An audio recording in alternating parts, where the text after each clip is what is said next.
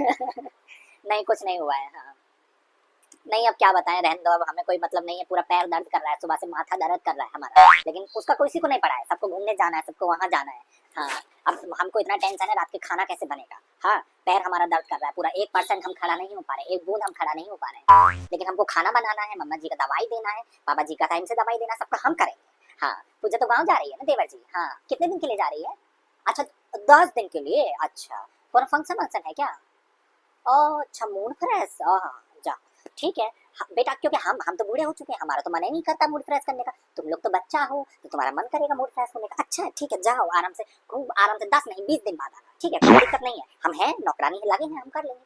हाँ पूजा से तुम नहीं कहना कुछ, लेकिन हाँ उससे नहीं कहोगे कुछ भी, हम नहीं चाहते तुम दोनों का झगड़ा हो फिर से, और झगड़ा होता है तो हमको माथा में टेंशन होता है, इतना तुम हस्बैंड वाइफ का टेंशन नहीं होता, इतना हम हमारे आज तक लड़ाई नहीं हुई हस्बैंड वाइफ की जितनी तुम लोग की लड़ाई होती है, और तुम्हारा हमें को टेंशन होता है। ठीक है हाँ उससे नहीं बोलना कुछ भी।